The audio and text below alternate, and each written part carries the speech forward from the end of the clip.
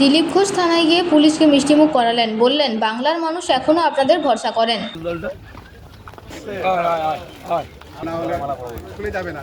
আজ এক ব্যতিক্রমী উদ্যোগে থানায় হাজির হলেন বিজেপি নেতা দিলীপ ঘোষ।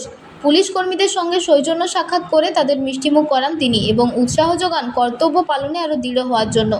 থানার ভিতরে দাঁড়িয়ে দিলীপ ঘোষ বলেন, বাংলার মানুষ এখনও আপনাদের ভালোবাসেন, ভরসা করেন। আপনারা আপনাদের মতো করে কাজ করুন, ডিউটির মতো ডিউটি করুন। তার এই বার্তা পুলিশের প্রতি আস্থা ও দায়িত্ববোধের কথাই তুলে ধরে। এই ঘটনাকে ঘিরে রাজনৈতিক মহলে শুরু হয়েছে নানান আলোচনা। একদিকে যেখানে প্রশাসনের ভূমিকা নিয়ে উঠছে প্রশ্ন, সেখানেই দিলীপ ঘোষের এই উদ্যোগকে অনেকেই পুলিশের মনোবল বাড়ানোর প্রচেষ্টা হিসেবে দেখছেন।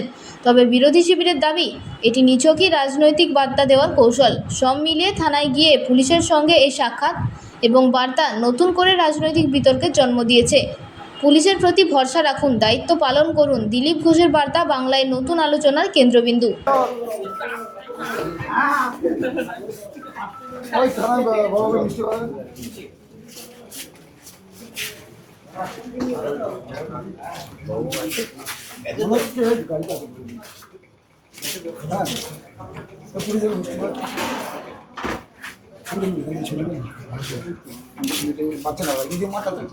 দিদিমার ছবিটা হবে।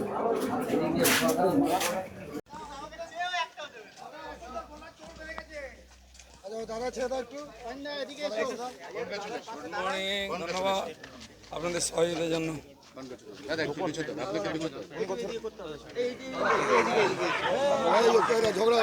টিএমসির গোষ্ঠীদ্বন্দ্ব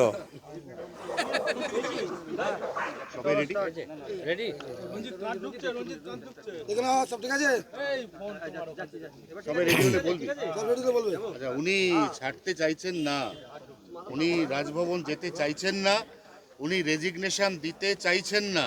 তাহলে কি ডবল ইঞ্জিন সরকারের বদলে আমরা এবার ডবল মুখ্যমন্ত্রী সরকার পাবো রাজ্যে? দু একদিনের মধ্যে ক্ষমতার নেশা কেটে গেলে চুপচাপ কালীঘাট চলে যাবে। এ পুরনো অভ্যাস ওনার। হ্যাঁ, না করবো না, দেবো না, তারপর লাইনে এসে যান। পাবলিক গলা ধাক্কা দিয়েছে, এখন কোথায় থাকবে না। রিটায়ারমেন্টের বয়স হয়ে গেছে, পাবলিক বলছে সন্ন্যাসে যান, ম্যান্ডেট এসে গেছে। তার বিরুদ্ধে উনি কোর্টের বিরুদ্ধে যাবেন, নির্বাচন কমিশনের বিরুদ্ধে যাবেন, সংসদের বিরুদ্ধে যাবেন, এখন পাবলিকের বিরুদ্ধে যাবেন। জীবনে উনি কাউকে বিশ্বাস করেননি, পাবলিককে বিশ্বাস করেননি, এখানকার ভোটারকে, তাই ফলস ভোট দিতেন। পুলিশকে বিশ্বাস করতেন না, তার পার্টির লোককে বিশ্বাস করতেন না, এখন পাবলিক ওনাকে বিশ্বাস করেনি। এই ক্ষেত্রে যেটা আপনি একটা টার্ম ইউজ করেছিলেন, ওই টার্মটা একবার আপনার কাছ থেকে শুনতে চাই। শাড়ি পরা। হ্যাঁ, শাড়ি পরা ডোনাল্ড ট্রাম্প তার একদম জীবন্ত নমুনা। আর আজ আমি বলিনি, 2 বছর আগে বলেছি যে ট্রাম্প যেদিন নাটক করছিলেন যে আমি ছাড়বো না, আমি হারিনি, লোকজনকে রাস্তায় নামিয়েছিলেন, সেদিন আমি বলেছিলাম আমাদের এখানে শাড়ি পরা ট্রাম্প আছেন, ইনি হারলেও ক্ষমতা ছাড়বেন না। দেখুন সেটা ঠিক হয়েছে, আর ওনার মতো ইনাকেও জিতে হবে। 4 জনের নাম মুখ্যমন্ত্রী হিসেবে তীব্র জল্পনায় উঠে আসছে, তার মধ্যে আপনার নামটা আছে। যতক্ষণ না হচ্ছে আপনার নামটাও ঢুকিয়ে দিন, কিচ্ছু করেন না। জল্পনা করতে কি আছে, লটারি করব। দাদা, নাজার থানার ওসি সহ অনেকেই যেভাবে পোস্টপোল ভায়োলেন্স হচ্ছে, পুলিশ কার্যত পুলিশও আক্রান্ত হচ্ছে। কোনো ভায়োলেন্স হয়নি। আমি খড়গপুরে বলতে পারি, টিএমসির লোকেরা টিএমসির অফিস ভাঙছে, দখল করছে, মারছে। জোর করে পুলিশ দিয়ে লোককে টিএমসি করানো হতো। তারা 5 বছর নয় 15 বছর অত্যাচার সহ্য করেছে। জনরোষ কাকে বলে দেখে নিন, এখনও হয়নি। আমরা বলেছি হিংসা নয়। কথায় কথায় টিএমসির নেতারা কুণাল ঘোষ, ববি হাকিম বলতে এটা জনরোষ, আমাদের লোক মার খেলে। আমি বলবো একবার জনরোষ দেখাবো, যে গায়ে কাপড় থাকবে না, চামড়া থাকবে না। সেই জন্য সাবধান থাকুন। আপনার খোকাবাবু যে ডায়লগ দিয়েছে, 4 তারিখের পরে কোন দিল্লির বাপ দেখে নেবে। তোর বাপ কোথায়? তোদেরকে কে দেখবে? তোদের তো বাপই ছিল না কোনোদিন, মাই ছিল খালি। বড় কথা বলিস। বিজেপি বলে বেঁচে আছো, নাহলে সব গাছে টাঙা হতো। এখন আমি বলছি আমাদের কর্মীদেরকে ছাগলদের মেরে বদনাম হয়েও না, ছুঁচো মেরো না, মারলে বাঘ মেরো, সিংহ মেরো, দিলীপ ঘোষের মতো। আচ্ছা, মমতা বন্দ্যোপাধ্যায়, অভিষেক বন্দ্যোপাধ্যায়ের বাড়ির সামনে থেকে সমস্ত পুলিশ, অতিরিক্ত সমস্ত গার্ডের সব কিছু রিমুভড, সরিয়ে নেওয়া হলো। দিল্লির বঙ্গভবনে 42 জন পুলিশ ছিল, 72 জন বসে বসে খেত। আর এখানকার পেটি পেটি টাকা যেত গাড়ি করে, ট্রেনে করে, সেগুলো জজ থেকে আরম্ভ করে সবাইকে দেওয়া হতো। সব তথ্য আমার কাছে আছে। কোনো পাবলিককে, বাংলার লোককে ওখানে রুম দেওয়া হতো না, আমাদেরও দেওয়া হতো না। এমপিদের মেয়েদেরকে তাদেরকে লাত মেরে তাড়ানো হয়েছে। আর এখানে কালীঘাটের যে রাস্তা, হরিশ মুখার্জি রোড এতদিন বন্ধ ছিল, সেটা খুলে গেছে। এরকম পশ্চিমবাংলায় কোনো ব্যারিকেড থাকবে না কারোর সামনে, সব খুলে দেওয়া হবে। রসায়ন জনগণ অনেক আগের থেকে মন ঠিক করে রেখেছিল, আপনারা বুঝতেই পারেননি। আমি ভোটের দিন আগেও, ভোটের দিন সকালেও বলেছি 200-র বেশি আসন পাবো, রিভার্স হবে। তাই হয়েছে।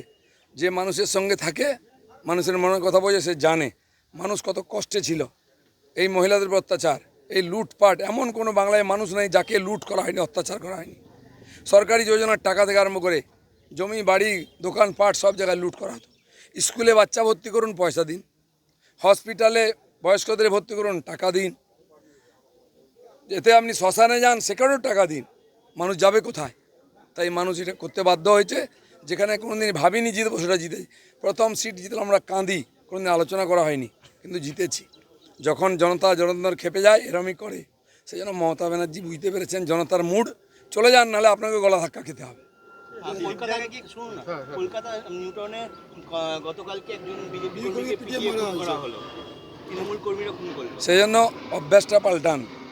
আমরা 300 জনকে মারার পরে চুপ করে আছি, কিন্তু যদি 1 to 2 করি তাহলে কতটা লাশ পড়বে? এখনও পাল্টাচ্ছেন না, কিন্তু পাল্টাতে বেশি দিন। দিলীপ ঘোষকে ওখানে দাঁড়াবে, সামনে দাঁড়িয়ে থেকে বাকি যা করাবো। আমি এখনও বলছি, বাধ্য করবেন না। যুদ্ধ শেষ, এবার পরবর্তী ভাবনা চিন্তা কি? শান্তি হবে, শান্তি পর্ব শুরু হবে, উন্নয়ন হবে, নতুন বাংলা হবে। দিলীপ ঘোষকে কি মুখ্যমন্ত্রী পদে দেখা যাচ্ছে? কল্পনা করুন।